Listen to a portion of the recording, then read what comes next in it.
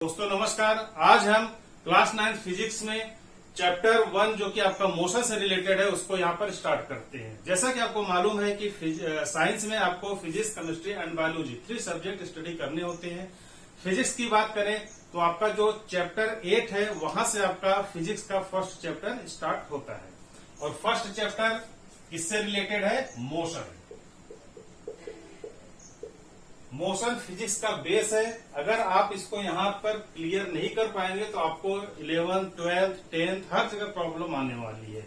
Motion का basic या foundation आप कुछ भी कह लीजिए यहीं पर है, ठीक है। तो आपको क्लास 9th मोशन में ही आपको इसका बेस क्लियर करना है। मोशन की बात करें तो सबसे पहले हम अपने सराउंडिंग्स जितने भी ऑब्जेक्ट हैं उनको ध्यान से देखें तो क्या दिखता है। बिल्डिंग को देखें, किसी पोल को देखें, ट्री को देखें, फ्लाइंग बर्ड को देखें, फिश को देखें या हम खुद अपने आप को देखें। या तो ऑब्जेक्ट रेस्ट में दिखाई देती है या तो ऑब्जेक्ट मोशन में दिखाई देती है। अपने घर की बात करें तो सोफा सेट, चेयर, आलमीरा, फैंस, ये सब भी क्या है? या तो रेस्ट में होंगे या तो मोशन में होंगे, ठीक है। तो कहने का मतलब ऑब्जेक्ट की 2 ही सिचुएशन पॉसिबल्स है। या तो ऑब्जेक्ट रेस्ट में होगा या तो ऑब्जेक्ट मूव करेगा, या तो ऑब्जेक्ट में क्या होगा? मूवमेंट होगा। इसका मतलब क्या हुआ? रेस्ट तो आपको बात समझ में आती है। रेस्ट का मतलब होता है स्टेशनरी। रेस्ट का मतलब होता है स्टेशनरी। इसका एग्जाम्पल क्या है? बिल्डिंग। बिल्डिंग कभी मूव होती नहीं है, बिल्डिंग आपने देखा ही होगा।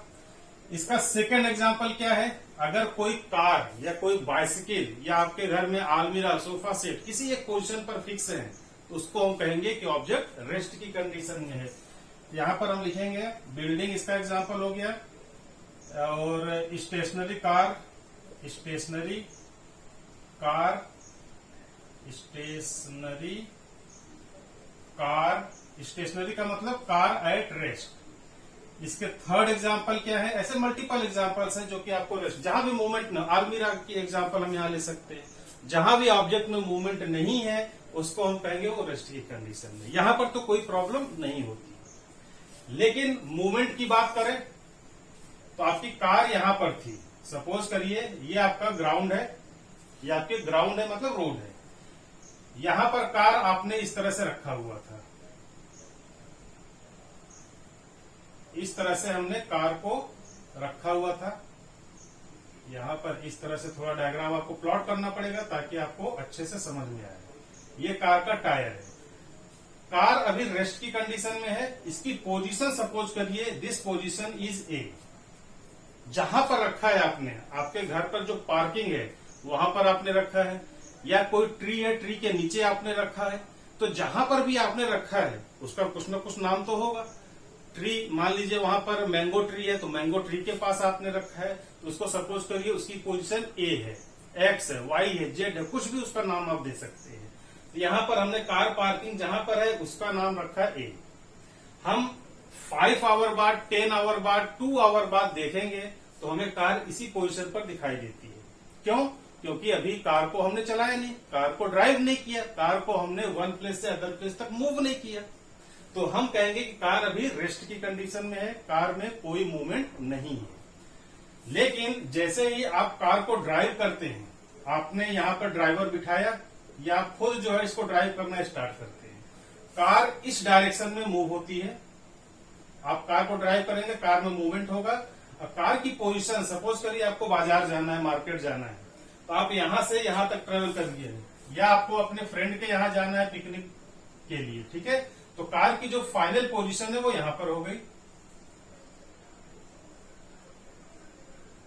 यहां पर कार की फाइनल पोजीशन हो गई। ये सपोज करिए यहां पर आपका होम है, आप अपने घर से कार को उठाए, कार से जर्नी स्टार्ट की, और यहां पर बी है, ये आपके फ्रेंड का घर है, यहां पर आपके फ्रेंड का घर है।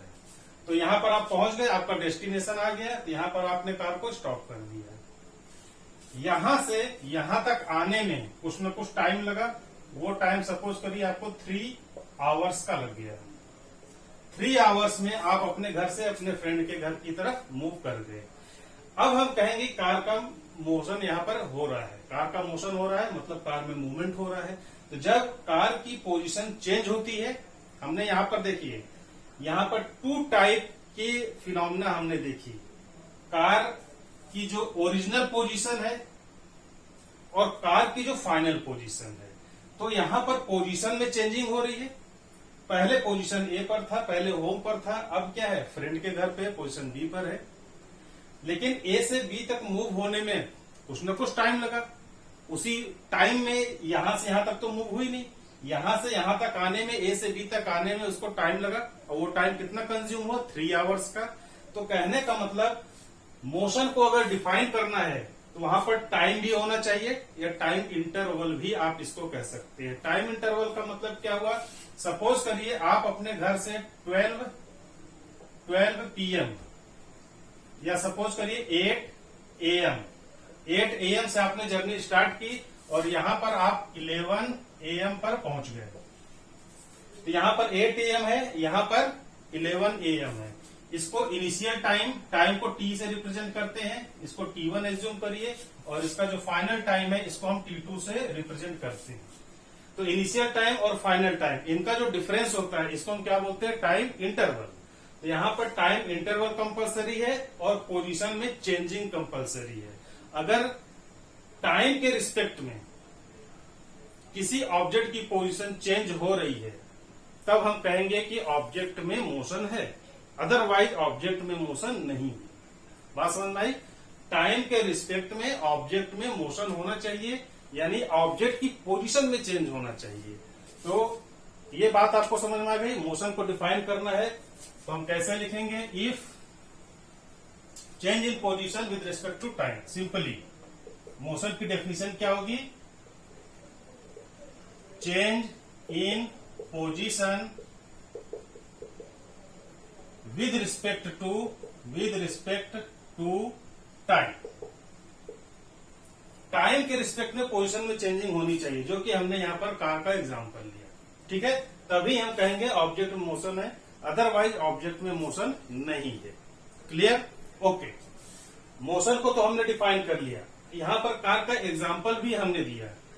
कार को तो आप देख सकते हैं, कार हमारे लिए विजिबल है, लेकिन बहुत सी ऐसी चीजें हैं जहां पर मोशन तो हो रहा है लेकिन हम उसको अपने नेकेड आई से देख नहीं सकते, वो हमारे लिए विजिबल नहीं है, यानी उसका हमारे पास कोई प्रूफ नहीं है। यहां पर तो हमारे पास प्रूफ है, इसका एविडेंस है, लेकिन बहुत सारी ऐसी फिनोमिना है जहां पर मूवमेंट तो हो रहा है लेकिन हमारे लिए वो विजिबल नहीं है, हमारे लिए उसके पास कोई एविडेंस नहीं है, हमारे पास उसके लिए कोई एविडेंस नहीं है। ठीक है, तो यहां पर मोशन को 3 कैटेगरीज में डिवाइड किया जाता है। कैटेगरीज, फर्स्ट कैटेगरी क्या है, विजुअल मोशन। Visual motion.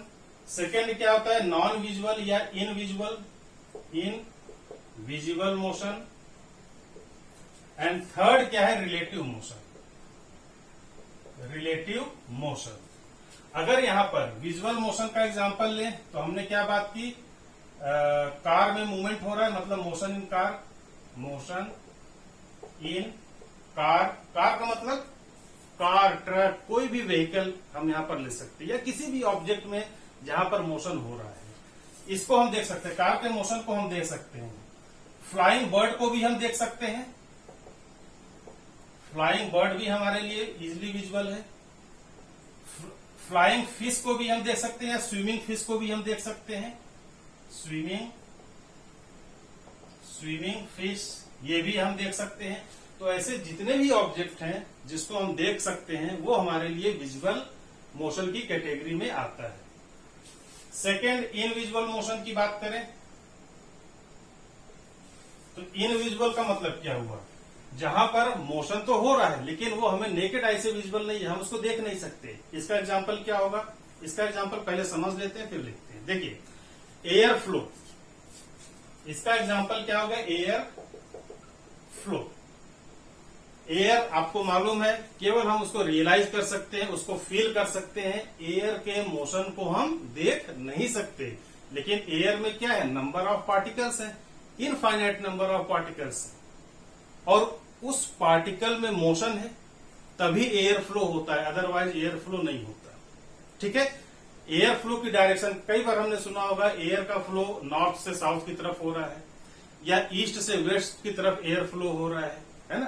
तो ईस्ट से वेस्ट, नॉर्थ से साउथ, ये हमें मालूम तो नहीं है, इसको हम सिर्फ फील कर सकते हैं, रियलाइज कर सकते हैं। लेकिन अगर इसको प्रूफ करना है तो हम कैसे प्रूफ करेंगे? हम सॉइल के पार्टिकल्स या किसी पाउडर को या किसी डस्ट पार्टिकल को लें और ऐसे ड्रॉप करें, ऐसे ड्रॉप करें। सपोज करिए जो ड्रॉप्स है, जो पार्टिकल्स है, वो लेफ्ट से राइट की तरफ मूव हो रहे हैं या राइट से लेफ्ट की तरफ मूव हो रहे हैं, तो उससे हम डायरेक्शन को आइडेंटिफाई कर सकते हैं कि एयर का फ्लो ईस्ट से वेस्ट है या नॉर्थ से साउथ है। ठीक है, तो एयर फ्लो को हम देख नहीं सकते, इसलिए ये इन विजुअल मोशन की कैटेगरी में आएगा। सेकेंड, हीटेड रॉड या motion of particle, motion of molecules या particles, motion of particles in heated iron rod, iron rod. इसका मतलब क्या हुआ? सपोज करिए ये आयरन रॉड है, इसको हम आयरन रॉड सपोज कर सकते हैं। इसके वन एंड को, आयरन का है, प्लास्टिक का नहीं है, अभी तो ये प्लास्टिक का है, लेकिन फॉर ए मोमेंट इसको आपको आयरन एज्यूम करना है। इसके वन एंड को हम कैंडल से हीटअप करेंगे, तो कैंडल से हीटअप करेंगे, थोड़ी देर बाद आफ्टर सम टाइम जब इसके अदर एंड को हम टच करेंगे तो आपको यहां भी हीट फील होता है। इसका मतलब क्या हुआ? आपने हीट तो यहां पर किया था, लेकिन आपको हीट यहां पर फील कैसे हो रहा है? क्योंकि यहां से ट्रांसमिशन हो रहा है, किसका? हीट एनर्जी का ट्रांसमिशन हो रहा है। हीट एनर्जी यहां से यहां तक ट्रेवल कर रही है। ठीक है, अच्छा, यहां से यहां तक ट्रेवल कैसे करेगी? यहां से यहां तक ट्रेवल करने के लिए कौन रिस्पॉन्सिबल है? ऑब्वियसली आपको मालूम है, केमिस्ट्री में भी आपने पढ़ा होगा कि कोई भी मैटर, कोई भी material infinite number of particle से मिलकर बना होता है। तो यहाँ पर इलेक्ट्रॉन, प्रोटॉन एंड न्यूट्रॉन, ये भी आपने पढ़ा होगा। एटम्स भी आपने पढ़ा होगा। एटम्स के सब एटम्स होते हैं, उन सब एटम्स को हम इलेक्ट्रॉन, प्रोटॉन और न्यूट्रॉन कहते हैं। तो यहाँ पर हीट एनर्जी को वन एंड से अदर एंड तक कैरी करने के लिए कौन रिस्पॉन्सिबल है? एटम्स। ठीक है, लेकिन एटम्स में मोशन हो रहा है, एनर्जी ट्रांसफर हो रही है, आप इसको नेकेड आई से नहीं देख सकते, इसीलिए ये इनविजुअल मोशन की कैटेगरी में आता है। ठीक है, देखिए ये हमने आयरन रॉड यहां पर ड्रॉप किया, छोटा सा पीस हमने लिया, इसके वन एंड को यहां पर हमने बर्नर से हीटअप किया। सपोज करिए this end is A and this end is B. After some time, मतलब यहां पर मान लीजिए t equal to 5 minutes. 5 minute बाद जब आप बी एंड को टच करेंगे तो आपको यहां पर हीट फील होता है। ठीक है, तो ये आपका, इसका मतलब यहां पर जो मॉलिक्यूल्स हैं, ये जो मॉलिक्यूल्स हैं ये एनर्जी को कैरी कर रहे हैं। ये जो मॉलिक्यूल्स हैं ये कोलाइड हो रहे हैं। ये फर्स्ट मॉलिक्यूल्स सेकेंड मॉलिक्यूल को अपनी एनर्जी ट्रांसफर कर रहा है, सेकेंड मॉलिक्यूल्स थर्ड मॉलिक्यूल को अपनी एनर्जी ट्रांसफर कर रहा है। सिमिलरली यहां पर एनर्जी ट्रांसफर इस तरह से हो रहा है, molecule two molecule energy transfer होता है। ठीक है, लेकिन ये जो फिनोमिना हो रही है इसको हम क्या बोलते हैं? एटम्स। ये जो पार्टिकल्स हमने बनाए ये क्या है? एटम्स। अभी हमने 1 2 3 4 5 6 पार्टिकल्स बनाए, लेकिन इतने ज्यादा पार्टिकल्स होते हैं कि आप इसको काउंट नहीं कर सकते।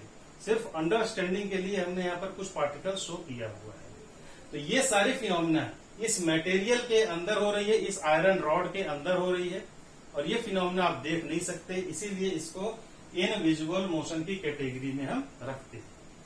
Third, relative motion. रिलेटिव का मतलब रिलेशन का मतलब हमेशा 2 या मोर देन 2 ऑब्जेक्ट के बीच में रिलेशन स्टेब्लिश किया जाता है। रिलेटिव का मतलब क्या हुआ? With respect to other. For example, अगर आप ट्रेन से सफर कर रहे हैं, मान लीजिए आप ट्रेन पर या कार में बैठे हुए हैं, इस तरह से आप कार में ट्रेवल कर रहे हैं या ट्रेन में ट्रेवल कर रहे हैं। ठीक है, यहां पर आप बैठे हुए हैं, लेकिन आउटसाइड यहां पर कोई पोल है। अगर यहां पर कोई पोल है, सपोज करिए ग्राउंड है और यहां पर ये पोल है, तो पोल तो स्टेशनरी कंडीशन में है, लेकिन जब आप कार से ट्रेवल करते हैं तो ऐसा लगता है कि आप फॉरवर्ड डायरेक्शन में जा रहे हैं, तो पोल आपके पीछे की तरफ मूव कर रहा है। पोल आपको बैकवर्ड डायरेक्शन में मूव होता हुआ दिखाई देता है, बट एक्चुअली पोल वहां पर फिक्स है। तो आपके मोशन के रिस्पेक्ट में, आपकी रिस्पेक्ट में पोल मूव करता हुआ दिखाई देता है। सिमिलरली जब आप ट्रेन से जर्नी करते हैं तो प्लेटफॉर्म पर जब ट्रेन रुकती है, बहुत सारे पैसेंजर प्लेटफॉर्म पर रहते हैं, आपकी ट्रेन रुकी हुई है तो आप भी रेस्ट की कंडीशन में है, पैसेंजर भी रेस्ट की कंडीशन में है जो वहां पर वेट कर रहा है। लेकिन जैसे ट्रेन मूव करती है तो आपको लगता है कि पैसेंजर जो है वो बैकवर्ड डायरेक्शन में मूव कर रहे हैं, आपकी डायरेक्शन आगे है, पैसेंजर पीछे की तरफ मूव कर रहे हैं, जबकि रियली में पैसेंजर तो वहां पर खड़ा हुआ है रेस्ट की कंडीशन में। इसका जस्ट अपोजिट भी, पैसेंजर को ऐसा लगता है कि जो इनसाइड पर्सन है वो मूव कर रहा है, जबकि मूवमेंट तो ट्रेन में है, आपकी बॉडी में मूवमेंट नहीं है, आपको कोई वहां से ट्रेवल करा रहा है, ट्रेन आपको वन प्लेस से अदर प्लेस तक मूव करा रही है। ठीक है, तो इस तरह के जो भी मोशन होते हैं उनको हम रिलेटिव मोशन की कैटेगरी में रखते हैं। इसका एग्जाम्पल जो हमने बात की उसको एग्जाम में आपको लिखना है तो लिख सकते हैं। इसको क्या लिखेंगे? Motion of pole, motion of pole, stationary pole. ठीक है, motion of stationary pole, stationary pole with respect to WRT से रिप्रेजेंट करते हैं। WRT इसका मतलब with respect to moving passenger.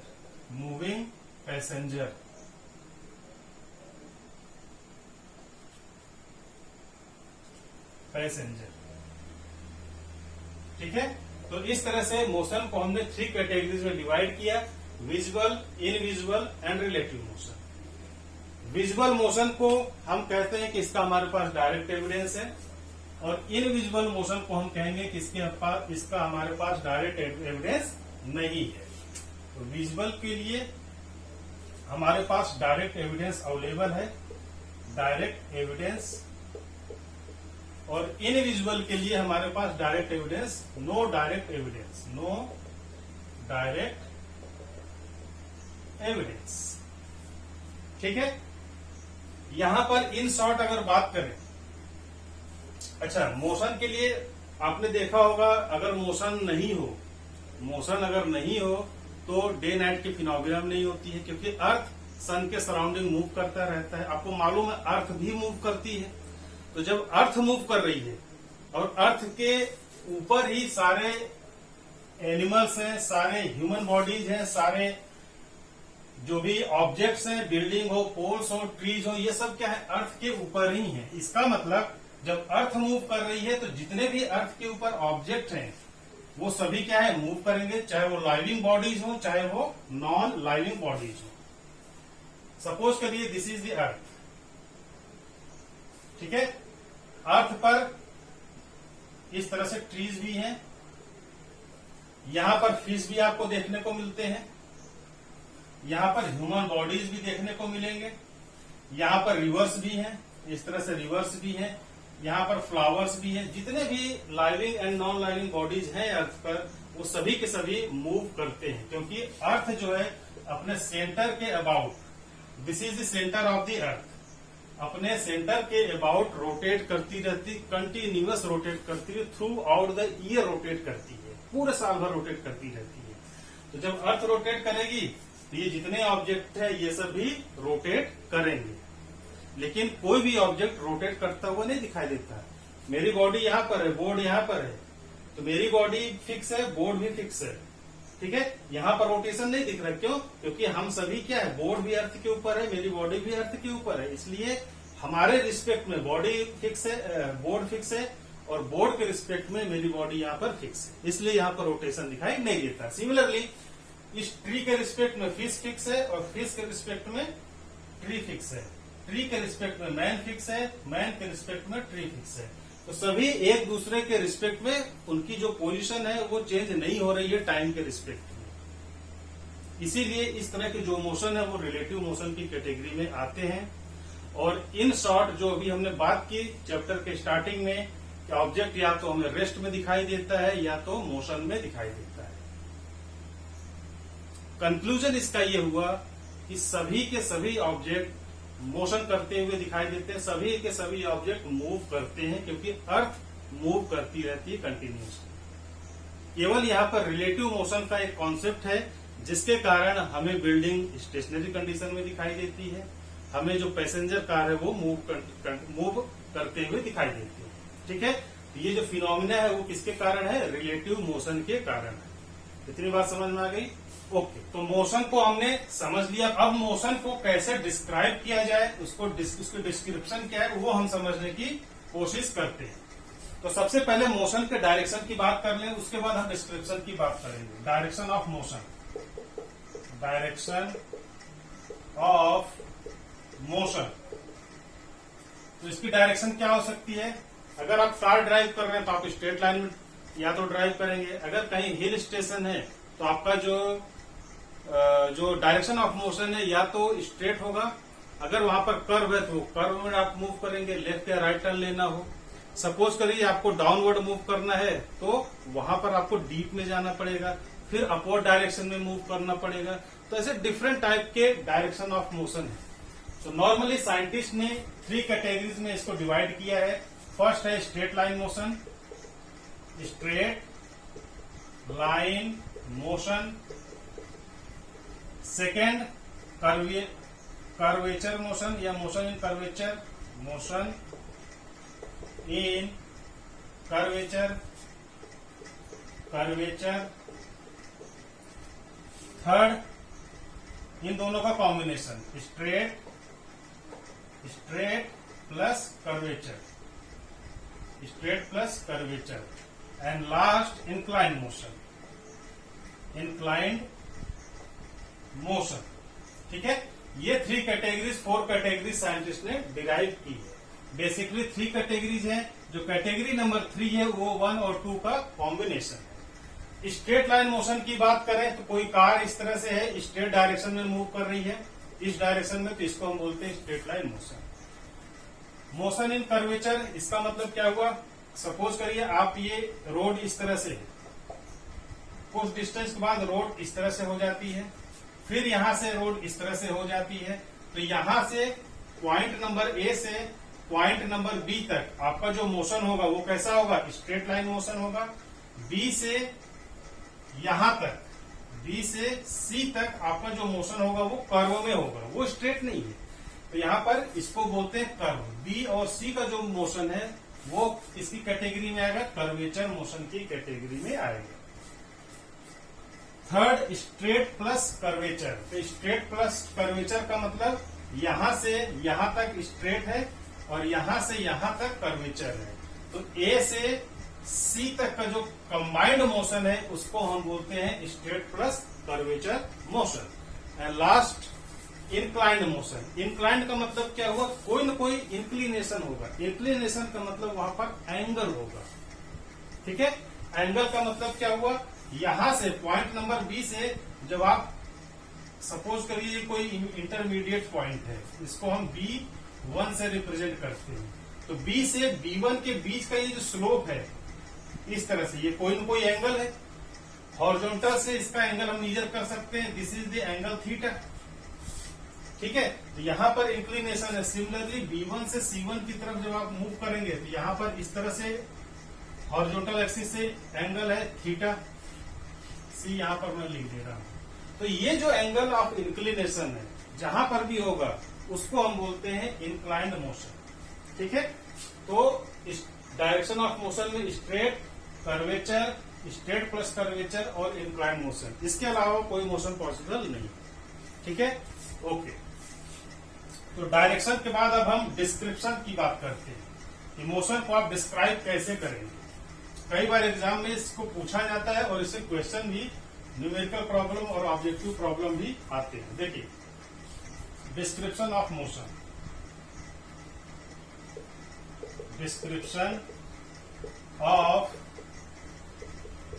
Motion.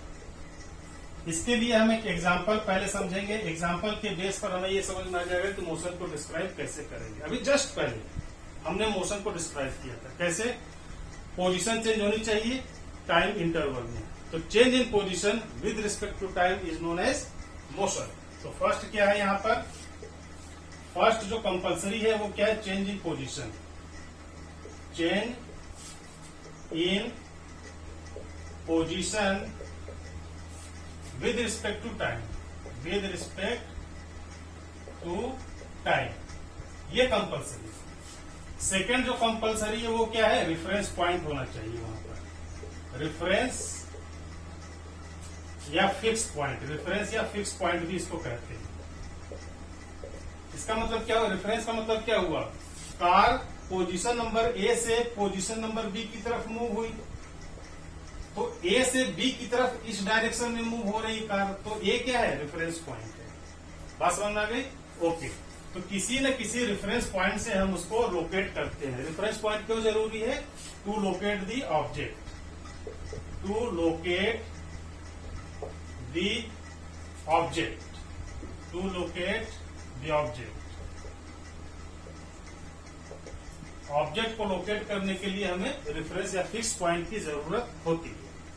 अब देखिए, अगर आपसे पूछा जाए कि आपका, मान लीजिए आपका घर यहाँ पर है, यहाँ पर आपका घर है, इसको हम होम से रिप्रेजेंट करते हैं। होम मतलब घर, और होम का जो फर्स्ट लेटर है एच, यहाँ पर आपका घर।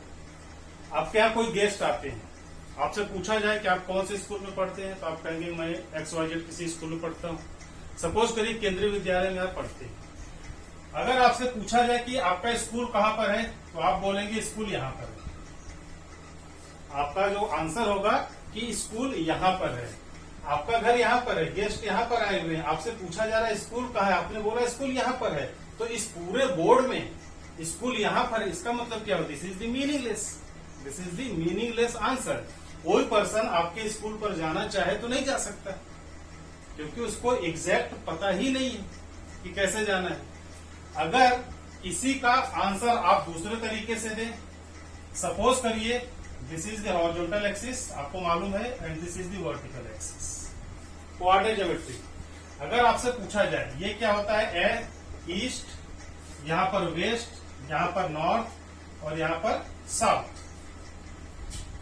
अगर आपसे पूछा जाए कि स्कूल कहाँ पर है, तो आप कहेंगे कि नॉर्थ डायरेक्शन में है, तो तुरंत समझ में आ जाएगी कि हाँ नॉर्थ डायरेक्शन में हमें घर से निकलना है। यहाँ पर कोई पर्सन है, यहाँ पर कोई पर्सन है, वो आपके घर से नॉर्थ डायरेक्शन में ट्रेवल करेगा, इस डायरेक्शन में ट्रेवल करेगा, ठीक है, उसको पता चल गया, वो इधर नहीं जाएगा, यहाँ पर नहीं जाएगा, यहाँ पर नहीं जाएगा, वो नॉर्थ डायरेक्शन की तरफ निकल जाएगा। अब क्या हुआ, कितनी डिस्टेंस पर जाना है उसको ये भी नहीं मालूम। अगर आपसे पूछे कि कितनी डिस्टेंस है, अगर आप उसको कहें कि यहां से यहां तक 3 किलोमीटर या 2 किलोमीटर की डिस्टेंस पर, आपका स्कूल आपके घर से नॉर्थ डायरेक्शन में 2 किलोमीटर डिस्टेंस पर है, तब उस पर्सन को, जो अननोन पर्सन है, कभी भी दिक्कत नहीं आएगी। वो आपके घर से नॉर्थ डायरेक्शन में मूव करेगा और 2 किलोमीटर डिस्टेंस ट्रेवल करेगा, वहां पर आपको, या वहां पर उस पर्सन को आपका स्कूल दिखेगा। यहाँ पर स्कूल को हम SCH लिख देते हैं, वहां पर आपके स्कूल में वो एग्जैक्टली पहुंच जाएगा, उसको कोई प्रॉब्लम नहीं आने वाली, ठीक है। तो मोशन को हमने लोकेट किया, डिस्क्रिप्शन ऑफ मोशन, मोशन को हमने डिस्क्रिप्ट किया। डिस्क्रिप्ट का मतलब उसको डिस्क्राइब किया, कैसे, एक तो रेफरेंस पॉइंट हमने दिया और दूसरा हमने उसको डायरेक्शन दिया। रेफरेंस पॉइंट और डायरेक्शन यहाँ पर हमने उसको दिया। तो फर्स्ट क्या है, रेफरेंस पॉइंट, और रेफरेंस पॉइंट क्या होगा, वो आपका होम होगा, इसको हम बोलते हैं रेफरेंस पॉइंट। इसका अपोजिट भी हो सकता है। अगर स्कूल से कोई पूछे कि स्कूल से आपका घर कहाँ पर है, तो आपका आंसर होगा कि ईस्ट डायरेक्शन में 2 किलोमीटर की डिस्टेंस पर आपका घर है, ठीक है। तो आपको क्लियरली जो है स्कूल से घर को भी आप अपने डिफाइन कर सकते हैं। तो डिस्क्रिप्शन ऑफ मोशन के लिए रेफरेंस पॉइंट होना चाहिए, उसके बाद डिस्टेंस होना चाहिए, ठीक है। चेंज इन पोजीशन तो मालूम ही है, रेफरेंस पॉइंट मिल गया आपको, और यहाँ पर डिस्टेंस, ये फर्स्ट हो गया। सेकंड क्या है, डिस्टेंस।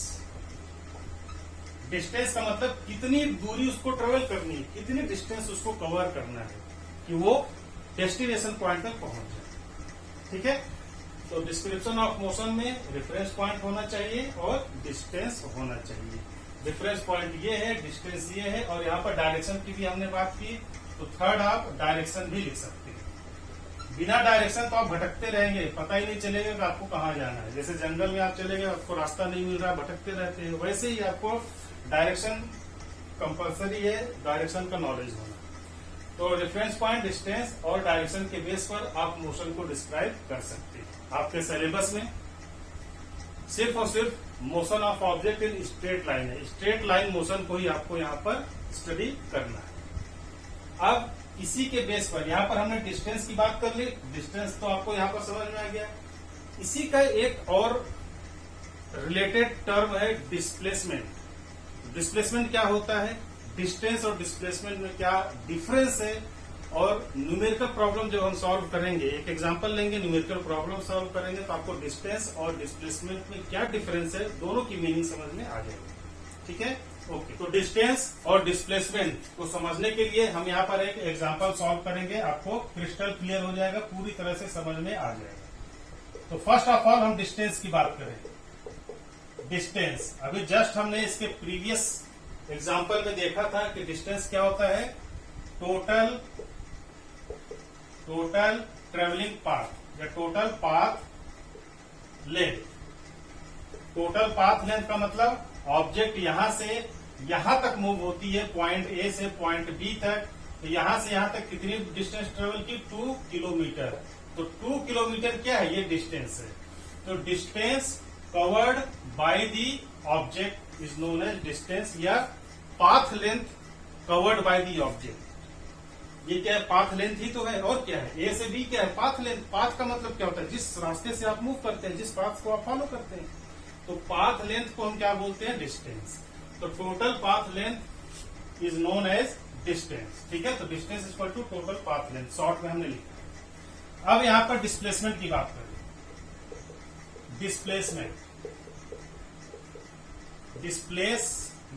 डिस्प्लेसमेंट का मतलब क्या हुआ, ऑब्जेक्ट की पोजीशन यहां पर है, पोजीशन नंबर ए पर है। अगर ऑब्जेक्ट डिस्प्लेस हो रहा है, डिस्प्लेस का मतलब अपनी पोजीशन से वो मूव हो रहा है, डिस्प्लेस का मतलब पोजीशन से मूव होना। तो अगर इसकी पोजीशन यहां से यहां पर होती है, यहां पर होती है, यहां पर होती है, किसी भी डायरेक्शन में होगी, उसको हम बोलते हैं डिस्प्लेसमेंट। डिस्प्लेसमेंट में डायरेक्शन का कोई रोल नहीं होता। ऑब्जेक्ट में केवल और केवल उसकी पोजीशन में चेंजिंग होनी चाहिए, तभी हम कहेंगे कि ऑब्जेक्ट में डिस्प्लेसमेंट है, अदरवाइज ऑब्जेक्ट में डिस्प्लेसमेंट नहीं है। ठीक है, इसको सिंपली हम क्या बोलते हैं, शॉर्टेस्ट पाथ। डिस्प्लेसमेंट को हम क्या बोलते हैं, shortest path covered by the object, covered by the object, shortest path covered by the object. बात समझ में आ गई। आपसे पूछा जाएगा कि डिस्प्लेसमेंट क्या है, तो आपका आंसर होगा कि ऑब्जेक्ट में मूवमेंट होना चाहिए, उसकी पोजीशन में चेंजिंग होनी चाहिए विद रिस्पेक्ट टू टाइम, और shortest path covered by the object is known as displacement. Example देखते हैं और अच्छे से समझ में आएगा। एग्जाम्पल, सपोज करिए आप इस डायरेक्शन में जर्नी स्टार्ट करते हैं, आप ईस्ट वेस्ट डायरेक्शन में किसी एक पर्टिकुलर डायरेक्शन में आप जर्नी स्टार्ट करते हैं। यहां पर आपका रेफरेंस पॉइंट होगा, ये आपका होम है। होम से आपको सबसे पहले यहां पर जाते हैं तो बैंक पड़ता है, ठीक है। बैंक से फिर अपवर्ड डायरेक्शन में आपको मूव करना पड़ता है। तो जब आप अपवर्ड डायरेक्शन में मूव करते हैं तो यहाँ पर एक स्कूल पड़ता है, समझ लीजिए आपके रास्ते में एक स्कूल पड़ता है। स्कूल से फिर आपको यहाँ पर इस डायरेक्शन में ट्रेवल करना पड़ता है, यहाँ पर आपके फ्रेंड का घर है, यहाँ पर आपका फ्रेंड है, फ्रेंड्स होम। आपको जो है अपने घर से अपने फ्रेंड के यहाँ जाना है, तो आपको सबसे पहले बैंक जाना पड़ेगा, बैंक से स्कूल जाना पड़ेगा, फिर स्कूल से फ्रेंड की तरफ जाना पड़ेगा। अगर आपसे पूछा जाए कि टोटल डिस्टेंस आपने कितनी ट्रेवल की, अगर आपसे क्वेश्चन पूछा जाए total distance travelled, total distance travelled, तो आपका जो आंसर होगा टोटल पाथ लेंथ। हमने क्या बात की, total path length. Total path length क्या है, होम को एच से रिप्रेजेंट करें, बैंक को हम बी से रिप्रेजेंट करें, स्कूल को एस से रिप्रेजेंट करें और फ्रेंड को हम एफ से रिप्रेजेंट करें। तो टोटल पाथ लेंथ क्या होगा, H B plus B S plus S F. ये टोटल पाथ लेंथ हो गई। इसको आपको सम करना, आपकी टोटल डिस्टेंस आ गई। सपोज करिए, एज्यूम करिए कोई न कोई डिस्टेंस होगी, यहाँ पर 5 किलोमीटर है, ये भी आपका 5 किलोमीटर है, ये भी आपका यहां से यहां तक सपोज करिए 10 किलोमीटर है। कितना है? 10 किलोमीटर। डिस्टेंस लॉन्ग है तो 10 किलोमीटर है।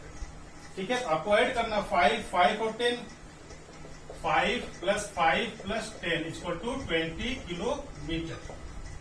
ये आपकी टोटल डिस्टेंस ट्रेवल्ड आ गई। अब आपसे पूछा जाए डिस्प्लेसमेंट कितना हुआ? डिस्प्लेसमेंट,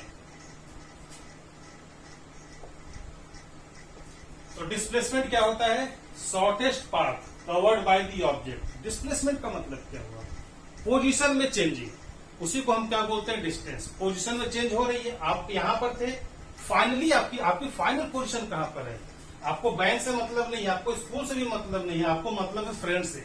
आपको जहां जाना है, जो आपका डेस्टिनेशन पॉइंट होता है, आपको सिर्फ उससे मतलब है। समझ गए ना? डिस्प्लेसमेंट के लिए आपको सिर्फ और सिर्फ फाइनल पोजीशन से लेना देना है, इंटरमीडिएट पोजीशन से डिस्प्लेसमेंट का कोई लेना देना नहीं है।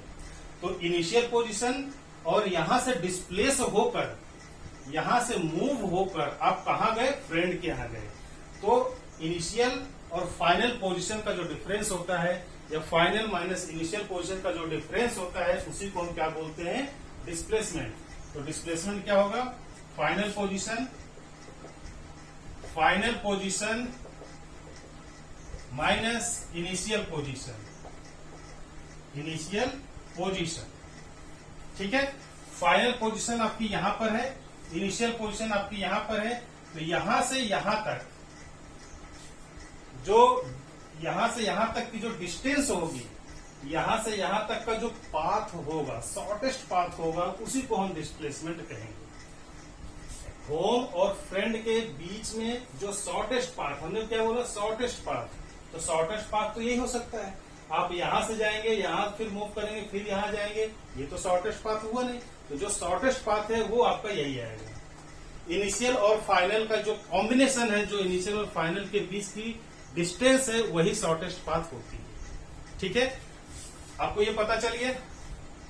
इसको हमें कैलकुलेट करना है, ये हमें नहीं मालूम, HF नहीं मालूम, HF ये हमें नहीं मालूम। अगर ये हम कैलकुलेट कर ले, हमें पता चल जाएगा डिस्प्लेसमेंट कितना हुआ। इसको कैलकुलेट कैसे करेंगे? यहाँ पर थोड़ा सा ज्योमेट्री आपको अप्लाई करनी पड़ेगी। यहां से हम इसको अगर परपेंडिकुलर ड्रॉ करें तो क्या होगा? ये 10 किलोमीटर है, तो ये अप्रोक्सीमेटली ये क्या मिड पॉइंट है? अप्रोक्सीमेटली क्या ये मिड पॉइंट एज्यूम कर लीजिए। ये क्या होगा? 5, ये भी क्या होगा? 5, क्योंकि ओवरऑल यहां से यहां तक 10 है, तो ये 5 हो जाएगा, ये 5 हो जाएगा।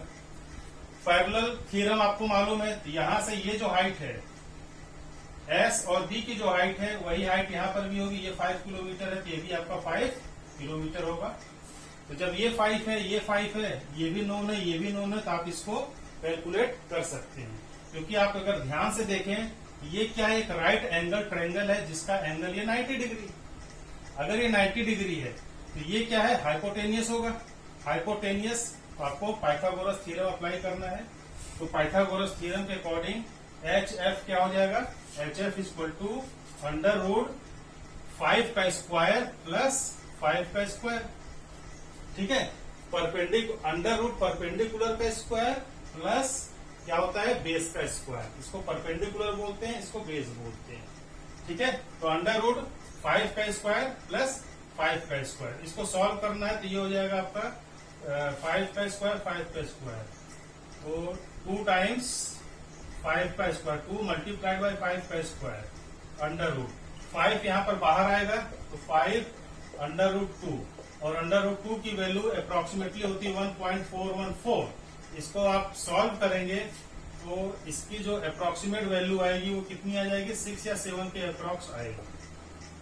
ठीक है, तो आप इस तरह से कैलकुलेट कर सकते हैं। यहाँ पर देखिए, टोटल डिस्टेंस 20 है और शॉर्टेस्ट डिस्टेंस 7 किलोमीटर है। अगर आप इस रास्ते से जाते, बैंक, स्कूल, फिर यहाँ पर जाते, तो आपको 20 किलोमीटर की डिस्टेंस ट्रेवल करनी पड़ती।